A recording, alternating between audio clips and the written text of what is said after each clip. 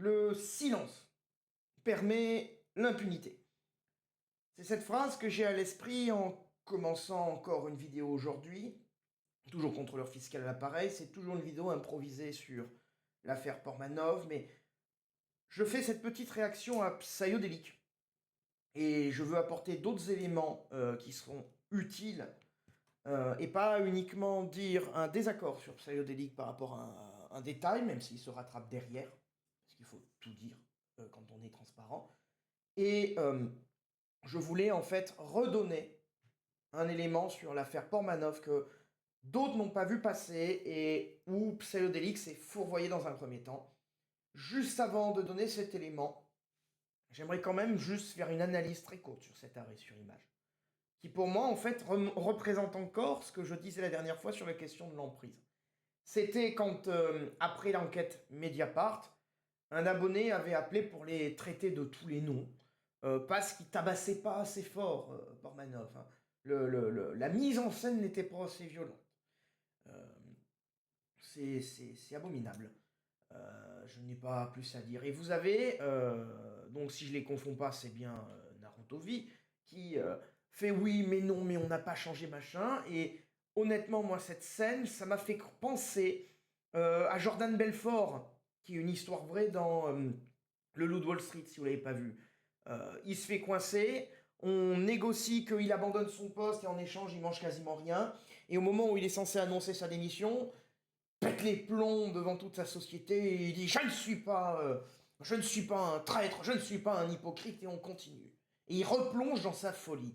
C'est exactement cette image-là que j'ai quand vous voyez cette vidéo. Mais là, c'est pas ça qui est intéressant le plus. Le plus, c'est quand je parlais d'unilatéral de la relation.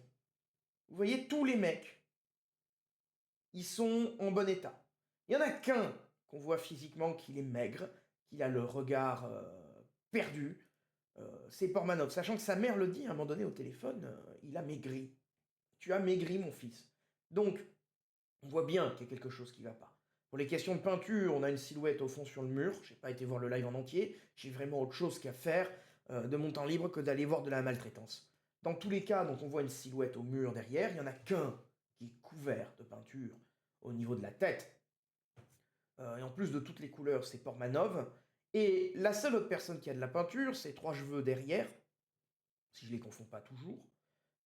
Et 3 cheveux derrière, il a de la peinture sur le torse. Mais déjà, il est debout, il est beaucoup plus fier, il est beaucoup moins maigre. Et quand vous voyez là cette forme-là sur le torse, j'ai pas été voir la vidéo pour le confirmer. Mais moi, ça me donne l'impression qu'on a une silhouette. Ça me donne l'impression, rien qu'avec l'analyse d'une photo, que potentiellement, eh ben en fait, il a été là pour tenir Portmanov pendant qu'il était couvert de peinture. Ça donne vraiment l'impression qu'on a un dos et une tête dans le cou. Je ne peux pas affirmer que c'est la vérité parce que j'ai pas été le vérifier, mais une simple analyse d'image vous permet de comprendre que déjà, il y a quelque chose qui ne va pas, et quand bien même il ne l'a pas maîtrisé sur son torse comme ça le laisse à penser, il y a quelque chose qui ne va pas. Et avec tout ce qui est sorti depuis, on le sait. Bon, donc, je vais passer 2 extraits de Psyodélique, et après je vais réagir. Donc, ici, c'était là à peu près. Sous terre. Pourquoi? La mère de Portmanov et Naruto sont en vocal avec un membre de la communauté.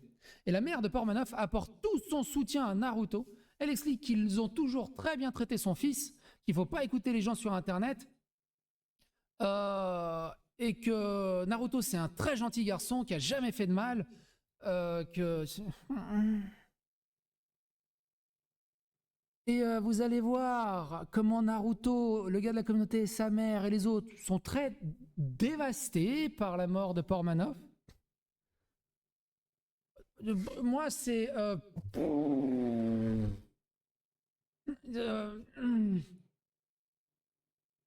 Ah ouais, la mère de Naël à côté... Déjà ça, j'ai trouvé que c'était une aparté complètement inadaptée. La mère de Naël, tout le monde a vu les images. Et pour les obsèques de son fils, finir avec les Traoré, qui sont des militants par moments douteux, vu que le co-détenu d'Adama Traoré a quand même été indemnisé pour des histoires de viol.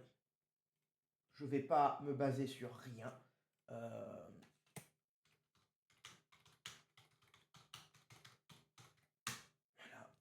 voilà, donc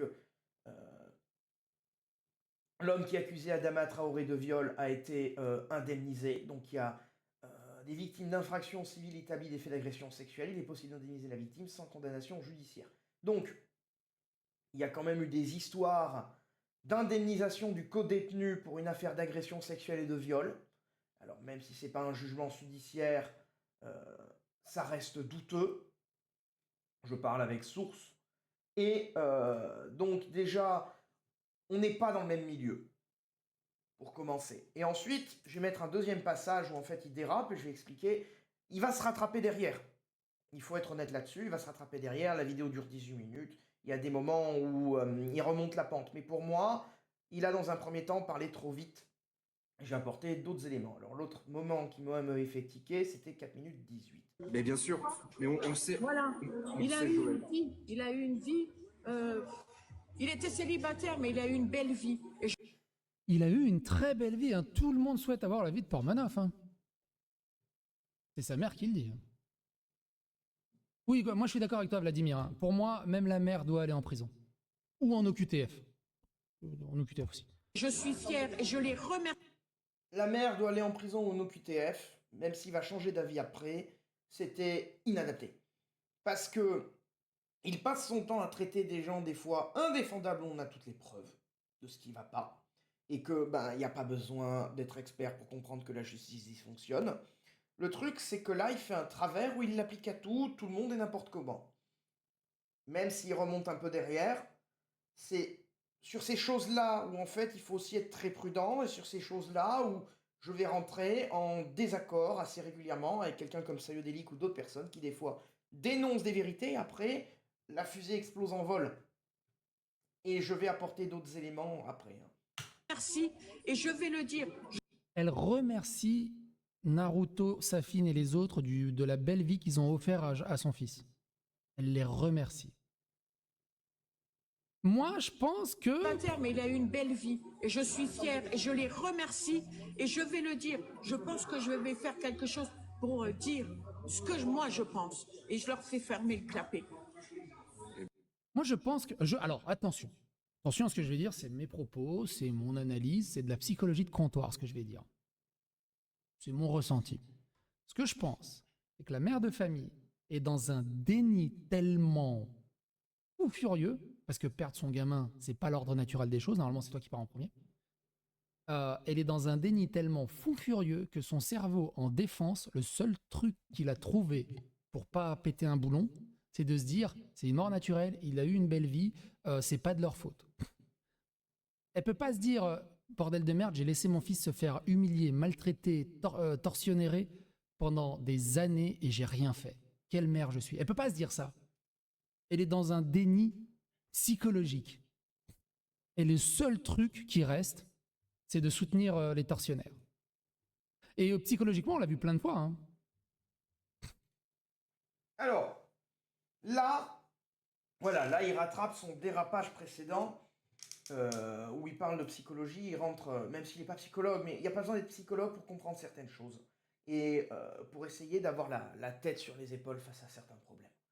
Et là, en fait, il rattrape ce qu'il dit précédemment, en fait. Parce que implicitement, si on reconnaît qu'il y a un truc, un problème psychologique chez la mère, on annule l'idée qu'il faut la bazarder en prison.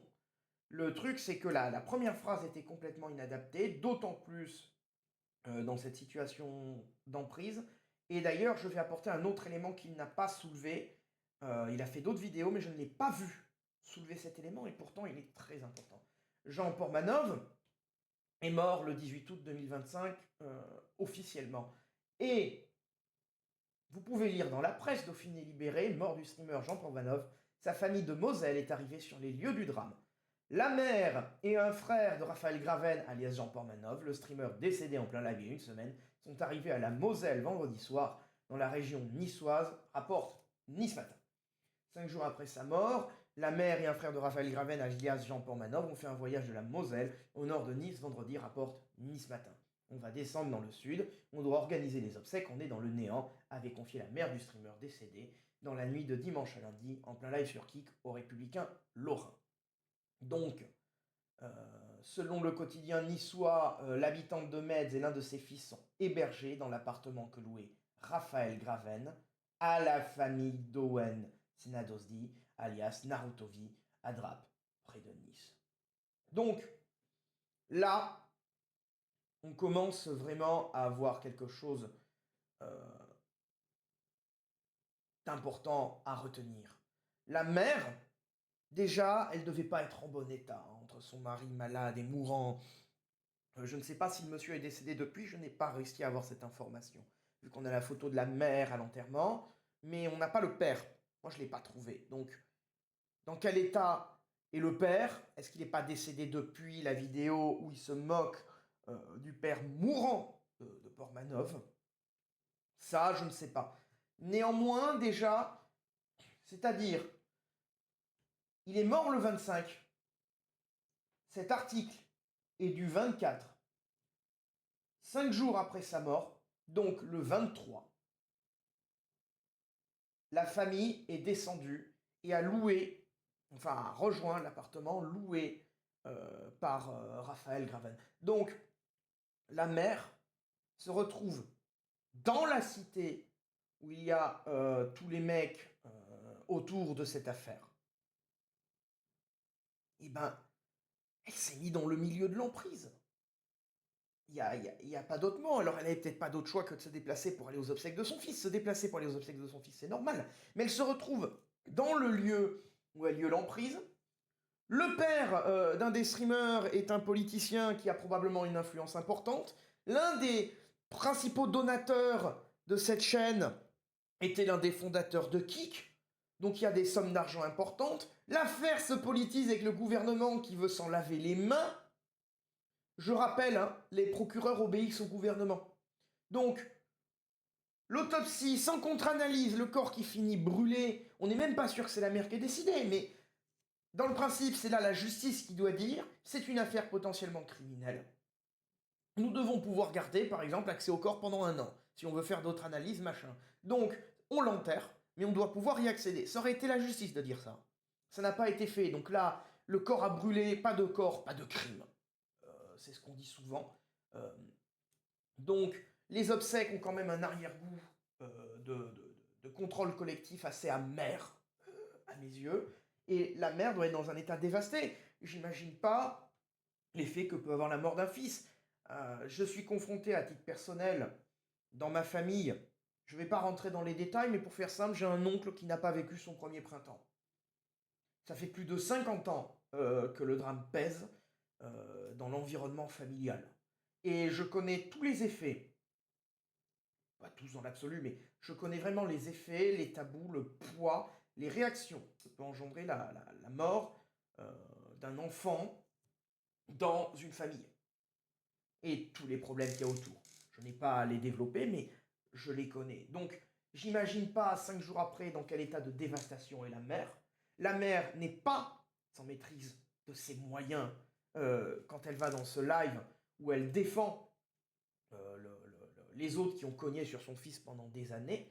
Et en plus, j'aimerais souligner, quand vous allez écouter la vidéo, bon, évidemment, vous avez Naruto immédiatement après, mais vous avez un bruit de fond. On ne sait pas trop, en fait, avec qui elle est, comment elle est entourée, on ne sait pas ce qui se passe. Donc, il y a quand même quelque chose qui ne va pas dans cette affaire. Elle est probablement menacée indirectement, ça n'a peut-être pas été dit explicitement, mais quand tu vois une armée d'avocats qui défile, ton fils vient de mourir, et l'affaire prend une ampleur nationale, un politicien mêlé, bah même sans preuve formelle, il n'y a pas besoin d'être un expert pour se dire qu'il y a un faisceau d'indices qui dit qu'à un moment donné, cette femme devrait être protégée. Cette femme aurait dû être isolée du milieu pour être libre de ses actions. On ne peut pas garantir qu'elle a reçu des pressions, mais on est dans une situation où on ne peut pas garantir qu'elle est libre non plus. Et ça, le fait qu'elle s'est déplacée physiquement et qu'elle a logé dans le logement de son fils, donc c'est-à-dire en plus, son fils était logé chez les mecs qui le payaient. Quand je parlais de l'emprise, qu'il n'y a plus de vie, donc potentiellement un double des clés et tout ce que vous voulez. Donc il y a quelque chose qui va pas. Qui va pas dans cette histoire. Et pour moi, en tout cas, le fait qu'ils se décalent et qu'ils disent dans un premier temps Naël, tout ça, on n'est pas du tout dans le même registre. La mère doit être dans un état de dévastation absolument infect et elle a fini dans le milieu, donc elle est coincée. On ne peut pas se fier à la mère et on ne peut pas non plus lui faire un procès. C'est trop tard de toute façon et je pense qu'elle a dû tenter de faire des choses et se retrouver dans l'incapacité. J'ai du mal à avoir une autre définition que ça, vu que Psyodélique aussi avait souligné qu'une streameuse avait voulu le sortir de là, elle a été obligée d'abandonner les streams sur le tatouage. C'est quand même assez difficile. J'aimerais apporter un dernier élément utile, parce que le but de mes vidéos n'est pas de répéter la même chose qui est déjà vue, il est d'apporter autre chose. Vu que Psyodélique fait de la psychologie de comptoir, moi j'aimerais mettre un extrait. Il est un peu long, et je pense qu'il vaut la peine de ce que dit Marie-Estelle Dupont. C'est une psychologue absolument excellente que je recommande vraiment d'écouter et qui a des visions aussi de société. Elle va beaucoup plus loin que beaucoup de gens qu'on pourrait écouter. En plus d'être professionnelle, elle est, je pense, très pertinente et très cultivée en dehors de ça. Donc je vais mettre un extrait de Marie-Estelle Dupont et je conclurai la vidéo là-dessus. Mon but est d'apporter quelque chose. Psyodélique fait de la psychologie de comptoir. Moi, je vais rapporter une psychologue à la place et j'espère que ce sera un peu plus, disons, un moyen d'apporter de l'eau au moulin un peu meilleur. Sur ce point-là, bien sûr. Hein. Après, toutes les sources en brut et certaines choses qui sont montrées factuellement, après sur ça, je ne le remercierai pas assez. Je ne suis pas Psyodélique sur la plupart des vidéos, il en produit beaucoup trop. Et une partie de l'information qu'il produit, soit on le sait déjà, soit ça fait un faux poubelle. Je suis vraiment pas tout ce qu'il fait. Par contre, j'admets que sur l'affaire Portmanov, on a beaucoup d'éléments qui sortent et j'en ai appris beaucoup grâce à lui. Et sur ce point-là, les sources brutes que je peux aller ensuite rechercher derrière, je l'en remercie. Au niveau peut-être plus individuel, vous avez parlé de trauma. Est-ce qu'on peut peut-être revenir sur cette idée de trauma, sur ce qu'est un trauma et finalement comment les identifier au niveau individuel? Ça peut être utile pour les gens qui nous écoutent de se dire ok, peut-être que j'ai jamais fait de psychothérapie, comment je peux identifier ça, quoi? Alors, un traumatisme, par définition, que ce soit un traumatisme physique, un choc ou un traumatisme psychique, c'est ce qui fait effraction. Le trauma, c'est ce qui vient rompre l'équilibre d'un individu en effractant ses frontières, en effractant ses limites, et qui donc va dépasser ses capacités d'adaptation et de régulation émotionnelle. On a tous une fenêtre de tolérance au stress dans laquelle on peut être activé sans être traumatisé. Vous préparez un concours, le jour du concours, vous êtes stressé, vous palpitez un peu, vous transpirez un peu, vous avez un peu les idées confuses, mais vous restez dans votre fenêtre de mobilisation, vous n'êtes pas traumatisé, et après l'épreuve, vous allez être un peu fatigué, vous allez dormir, et puis vous allez vous remettre de ce stress qui a été mobilisateur et qui vous a permis de surmonter un obstacle de manière finalement salutaire pour vous. Quand vous dépassez votre fenêtre de tolérance au stress, parce que vous subissez une agression dans la rue, parce que vous apprenez brutalement le décès de quelqu'un, vous sortez de votre fenêtre de tolérance et donc là, vous êtes hyper activé. C'est-à-dire que votre cerveau va envoyer, pour surmonter l'épreuve, une douche hormonale, des hormones de combat, très importantes. Sauf que si ce stress est aigu, ça va, vous allez redescendre et revenir à la normale.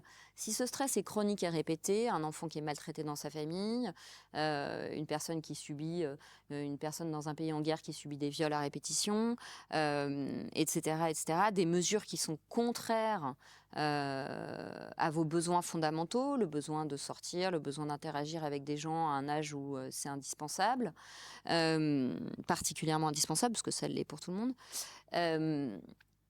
Votre cerveau ne peut pas rester dans un régime d'hyperactivation parce que qu'est-ce que vous risquez? Sous l'effet de ces hormones de stress, vous risquez un accident vasculaire.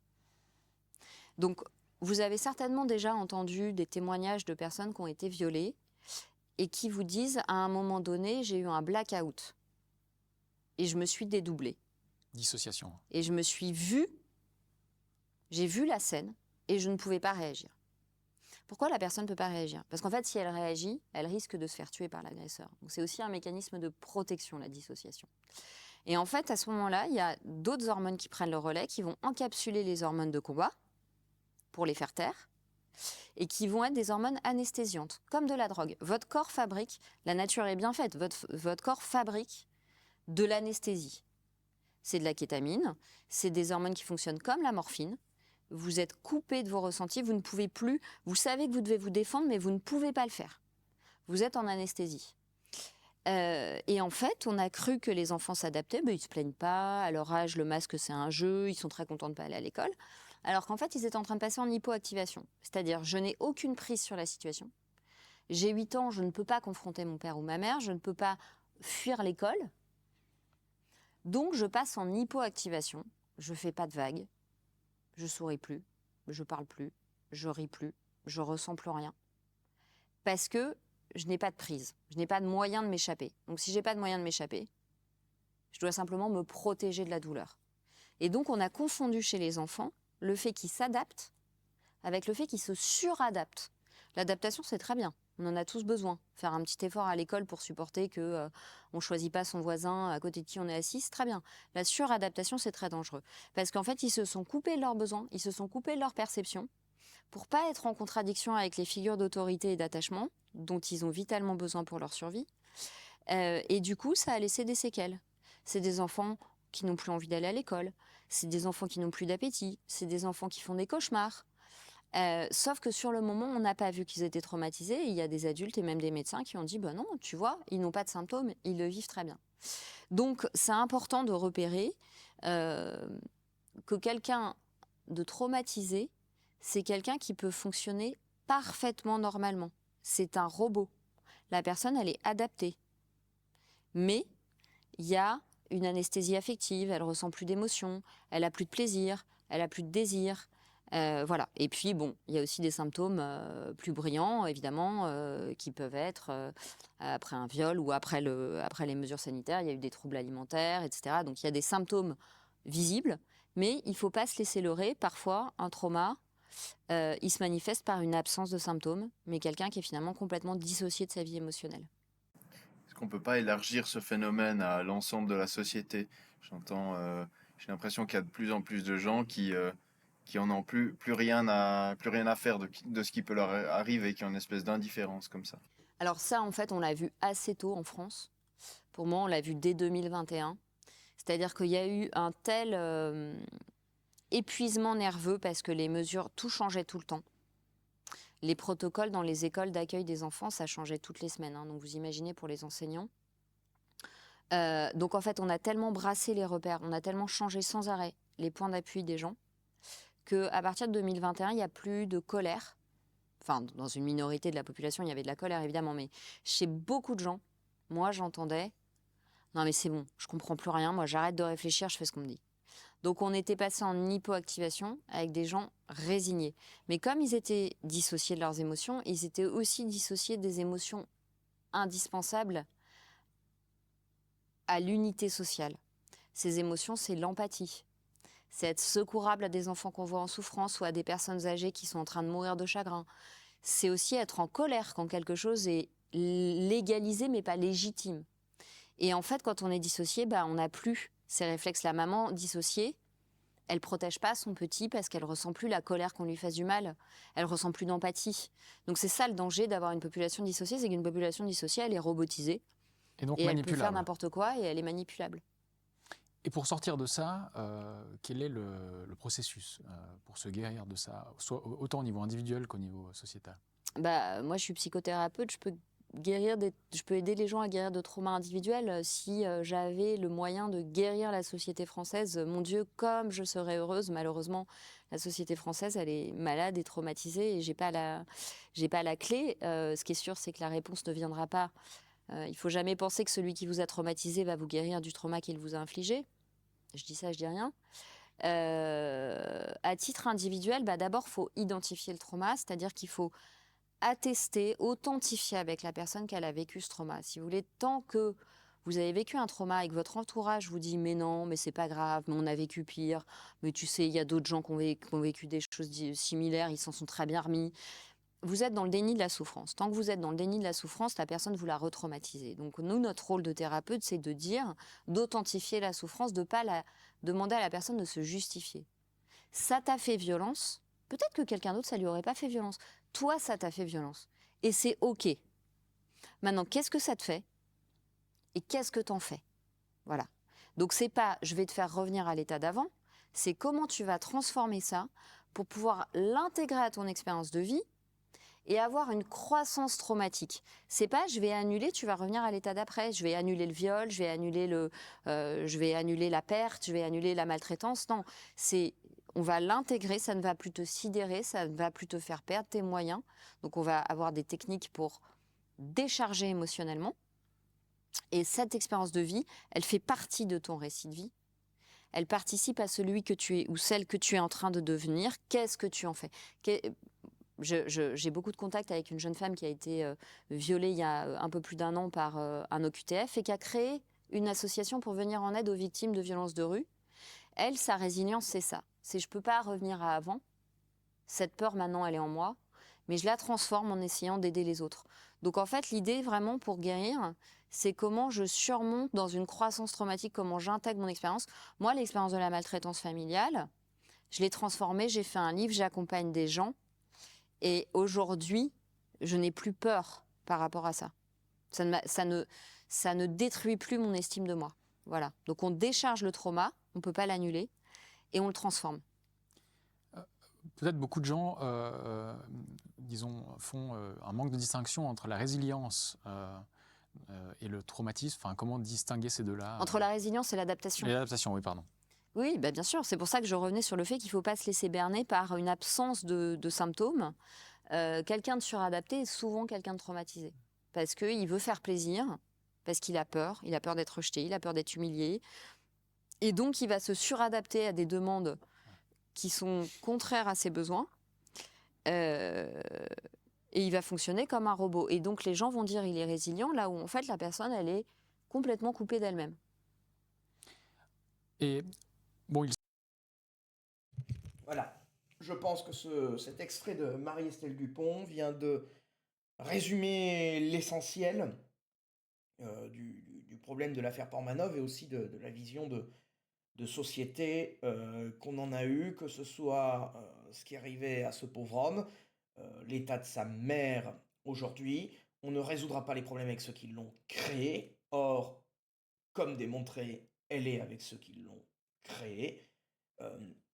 La société a une vision qui est complètement inadaptée par ça. Alors, pas tout le monde, encore heureux, mais les pressions et tout ce qui existe autour de ça montrent bien qu'une partie de la société n'est plus adaptée à ce problème.